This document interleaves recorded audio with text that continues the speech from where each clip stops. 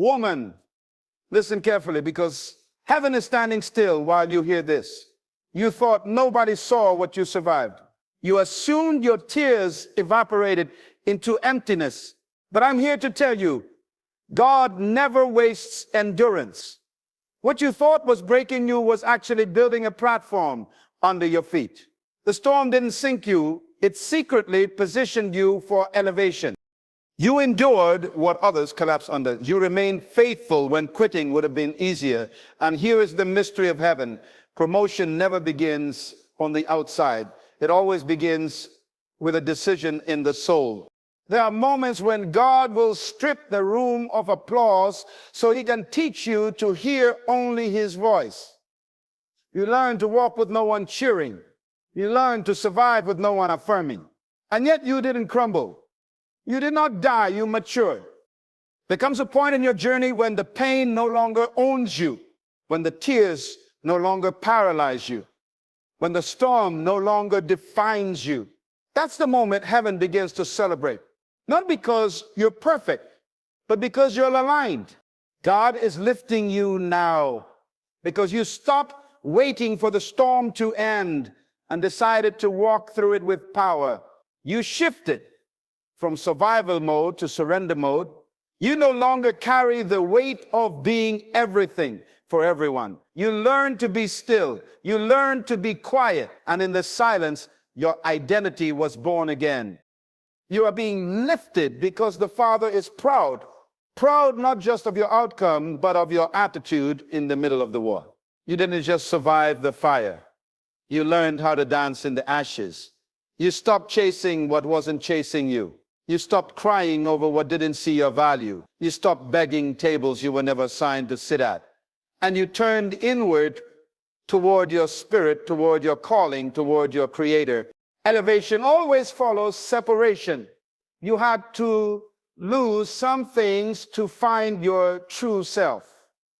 Now that you are whole, not perfect, but whole, God is saying, she's ready. She trusted me in the valley. She didn't deny me when it hurt. She didn't curse me when it was dark. She praised me even when I was silent.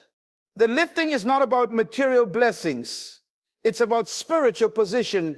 God is shifting you into a place of authority, wisdom, clarity, and divine vision because you passed the test that others never recognized.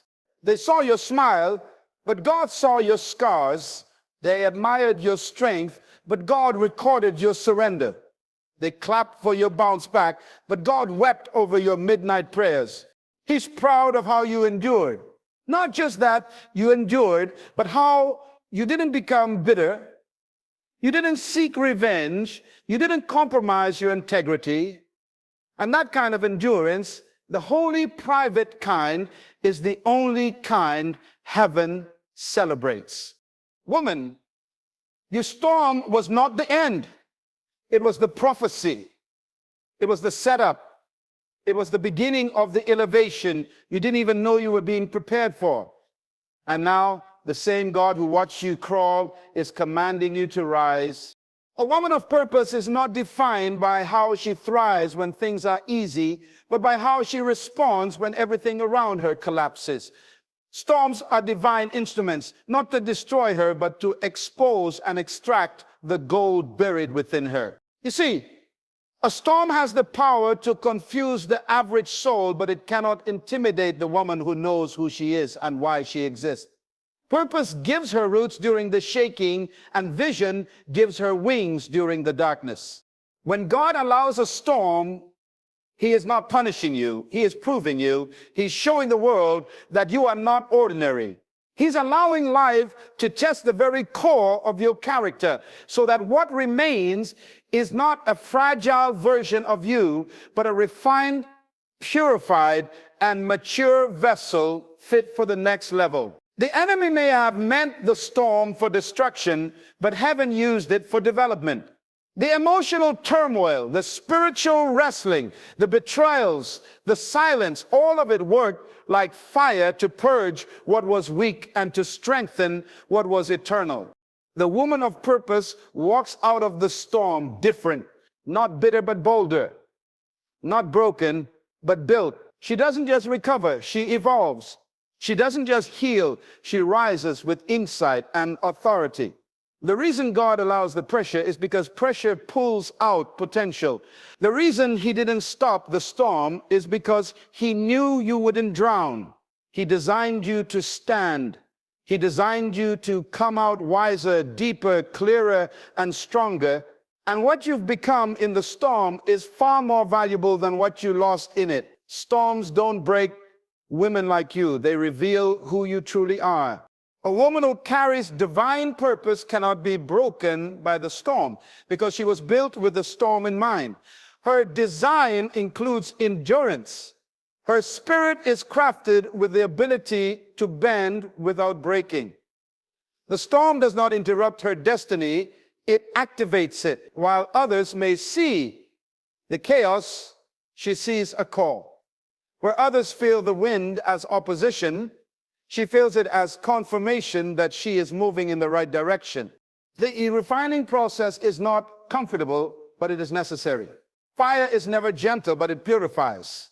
The storm peels back the layers she no longer needs. Approval from others, attachments that limit, mindsets that shrink her vision. What remains after the storm is a clearer version of herself. Not a louder version, not a more impressive version, but a truer version.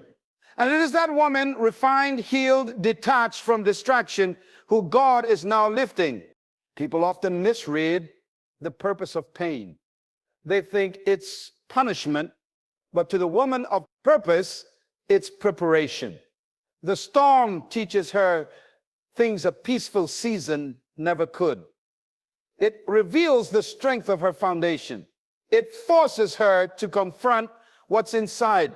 It makes her choose between reaction and revelation. And in that moment, she learns that her identity is not found in what she feels, but in what she knows to be true. She does not curse the storm. She studies it. She allows it to shape her, but never define her. Her focus shifts from survival to surrender, from fear to faith, from confusion to clarity. The storm, though fierce, becomes her teacher. And the woman who emerges is not the same one who entered. She is wiser. She is deeper. She is refined. There comes a moment in the life of a purposeful woman when God begins to strip away the people she once depended on. Not to harm her, but to prepare her.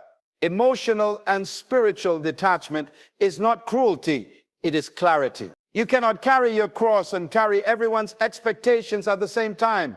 There is a divine principle that says, come out from among them and be separate. This separation is not always physical, it is spiritual, it is emotional, it is internal, and it is sacred. God often calls his daughters into seasons of isolation, not because he wants them alone, but because he wants them aligned. Alignment cannot happen in noise. Destiny does not grow in crowds. Sometimes the voices closest to you are the ones keeping you from hearing God clearly. That is why he begins to silence the room, not to hurt your heart, but to recalibrate your focus. Detachment is an act of obedience. It is saying, God, I trust you more than I trust my comfort zone. I trust your voice more than I trust their validation. Emotional detachment is not rebellion, it's revelation. It's when you realize that your worth is not tied to being needed, accepted, or praised. It's when you wake up and understand that who you're becoming is more important than who you're trying to please. This is not a sign of hardness, it's a sign of maturity. You're not withdrawing in bitterness, you're advancing in purpose. When God begins to detach you from familiar people, it's because he's preparing to attach you to a higher purpose. And some connections can't go where you're going, not because they're bad, but because they're not assigned to your next level. One of the most sacred revelations that comes through the storm is the unveiling of unnecessary weight. God never designed you to carry everything that found its way into your hands. The storm doesn't just shake your environment, it shakes your attachments. It reveals what you've been holding that was never part of your calling. When the wind starts to blow and the rain begins to fall, The unnecessary starts to fall off. That's not loss. That's divine liberation. Many times we hold on to responsibilities, relationships, roles, and expectations that were never assigned to us by heaven. We carry the emotional burdens of people we were never meant to rescue. We absorb the opinions of others until they shape how we see ourselves. We take on guilt, shame, and performance-based identities. But the storm comes to confront that. The storm comes to say, you are not God. You don't have to carry this anymore. The storm strips away illusions. It reveals that strength is not in doing everything. It's in discerning what's yours and releasing what's not. God allowed the intensity of the storm not to punish you, but to relieve you, to make you lighter for the elevation ahead. He knew you couldn't rise with all that baggage. He knew your wings would never open fully with those weights tied to your soul. You cried over what you lost, but God rejoiced over what you finally released. The betrayal, the collapse, the breakdown, it was all part of the process of emptying your hands, because you can't grab the future if your hands are full of the past. The storm didn't take from you, it revealed what was taking from you. And now that it's gone, you are finally free to carry only what heaven assigned to your life. There is a season when God pulls you away from the noise, the crowd, and even the comfort of familiar voices, not to reject you, but to ready you. The woman who walks with divine purpose must understand that isolation is not a curse, it is a classroom. It is the sacred place where God begins to disconnect you from everything that distracts, dilutes, or delays your assignment. What looks like abandonment is often the beginning of ascension. People walking away wasn't a sign that you were unwanted. It was a sign that you were being set apart.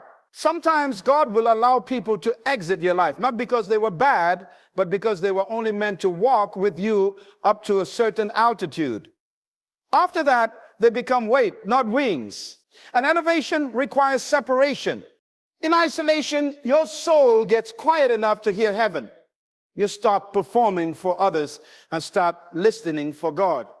It is in those silent seasons where no one is calling, checking, or applauding that the Father begins to show you your true self. He refines your identity. He confronts the false narratives you believed. He clears your spiritual vision and reintroduces you to who you were before life tried to define you. The pain of isolation births the clarity of purpose. It's in that place that you learn how to walk without leaning. You learn how to worship without needing music. You learn how to stand without needing to be seen. God doesn't lift people who depend on platforms. He lifts those who have been faithful in private. And that's what isolation develops. Not the woman who wants to be recognized, but the woman who is ready to be entrusted. Elevation begins where validation ends. Purpose is not born in comfort. It is conceived in silence and matures in storms. Just like a child forms in the hidden, protected place of the womb, destiny develops in the unseen, uncomfortable seasons of your life. Storms are not interruptions to your purpose. They are incubators. They create the spiritual pressure needed to form depth, endurance, and identity. What looks like a crisis on the outside is often a construction site on the inside. When a woman is carrying something divine, heaven does not always announce it to the world.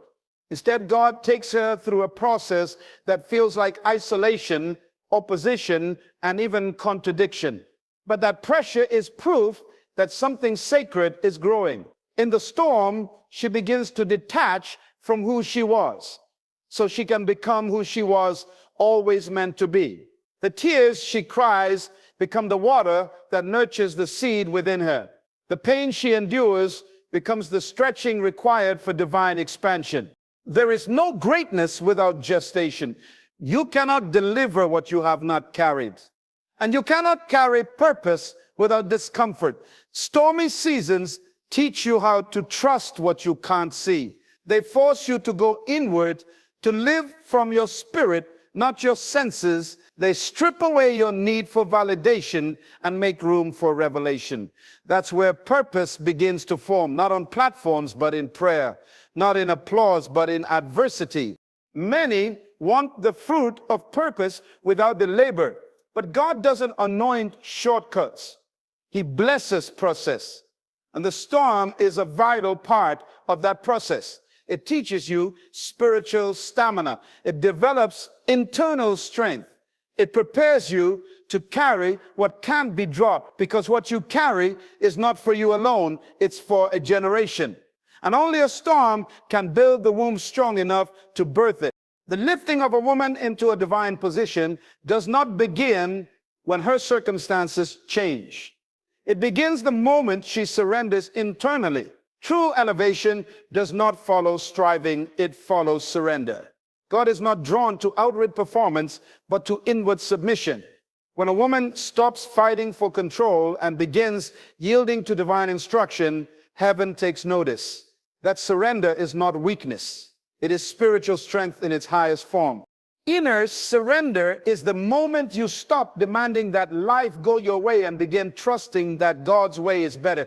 It's the moment you release your timeline, your expectations, your plans, and even your pain and say, nevertheless, not my will, but yours be done. That is when the lifting begins.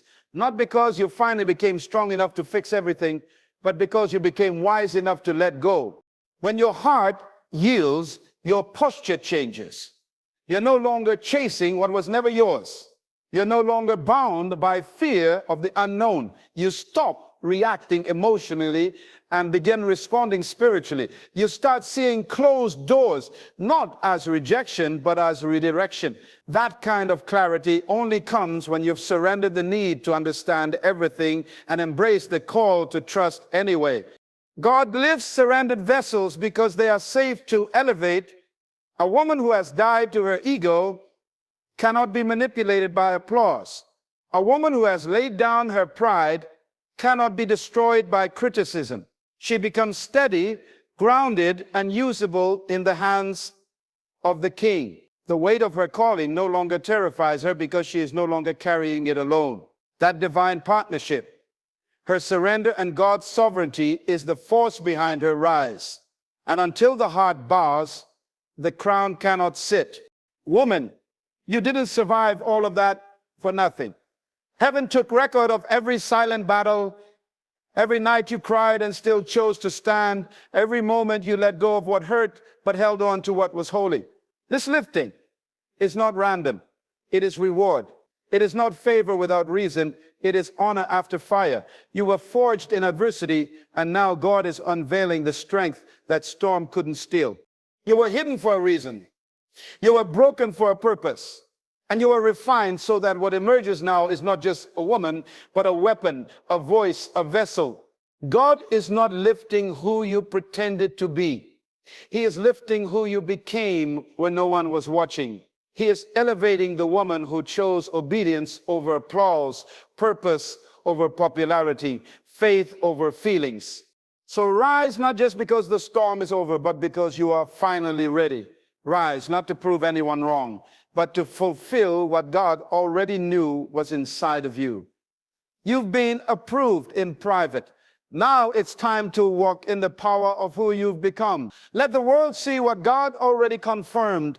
A woman who endured the storm, surrendered in silence, detached in wisdom, and now stands refined, empowered, and lifted by the hand of God himself.